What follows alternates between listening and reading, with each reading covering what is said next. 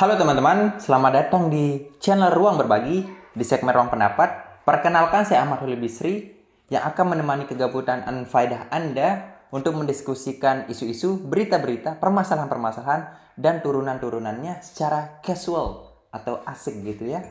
Nah, teman-teman, di segmen ini kita bebas beropini sebebas-bebasnya menggunakan berbagai macam sudut pandang, baik itu sudut pandang maju, sudut pandang terbalik, sudut pandang beda sebelah, maupun sudut pandang tetangga sebelah yang bisa jadi merupakan selingkuhan Anda.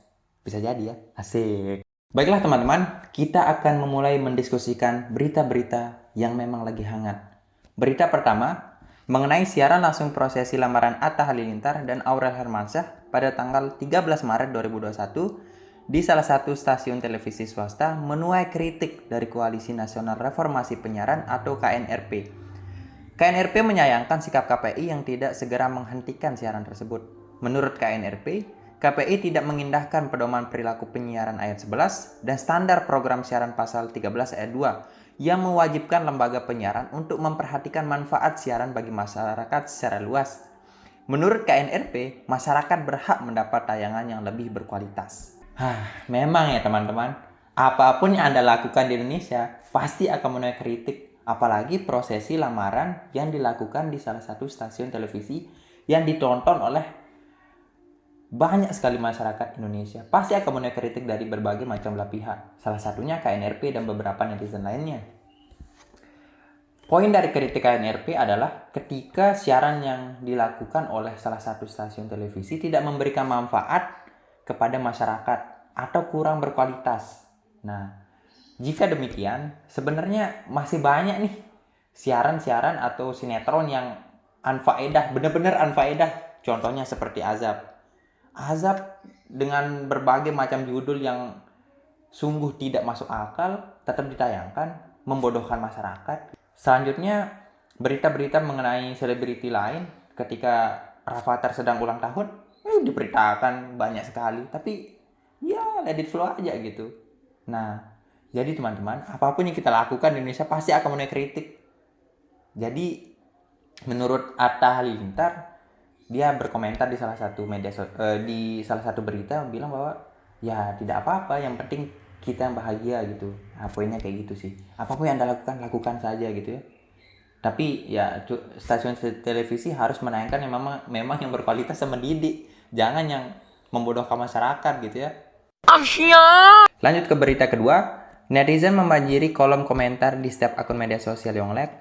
Netizen menuduh Yonglek melakukan plagiat karena video musiknya sangat mirip dengan video musik dari Lee EXO yang merupakan salah satu personil boyband dari K-pop EXO.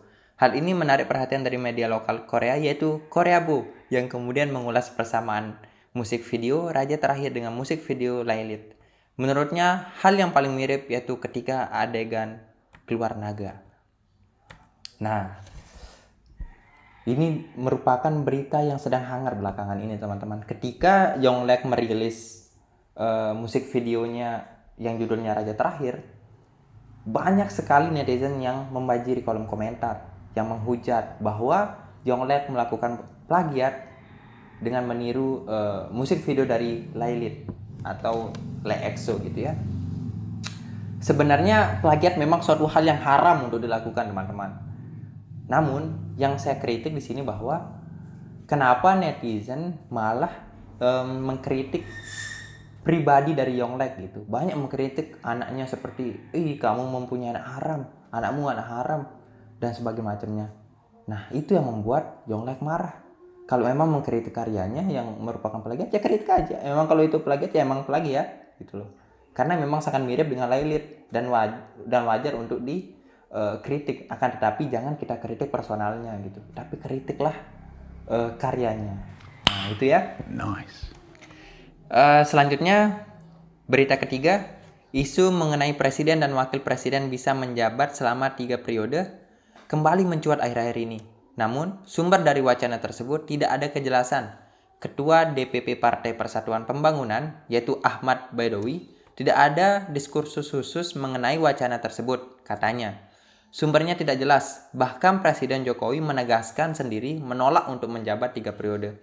Karena menurutnya itu melanggar konstitusi dan disengaja untuk menjerumuskan Jokowi. Nah, ini merupakan isu yang sedang mencuat akhir-akhir ini, teman-teman. Isu mengenai akan diberlakukannya 3 periode pemilihan untuk presiden dan wakil presiden.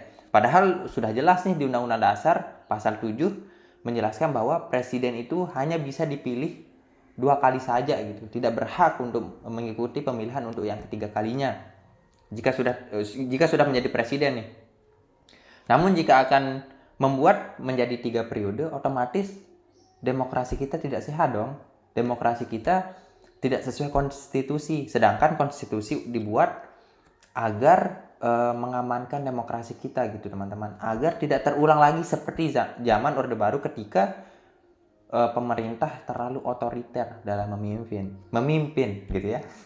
Nah, jadi apa ya, sebenarnya wacana ini menurut saya nih sengaja untuk disebarluaskan, padahal tidak ada sumber yang jelas dari mana asal informasi tersebut, hanya sekedar mencuat gitu.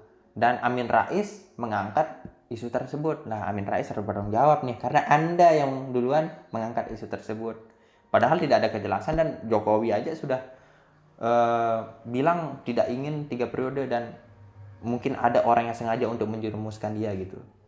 Jadi teman-teman, mari kita tidak cepat termakan isu, stop hoax, dan subscribe channel Ruang Berbagi. Terima kasih.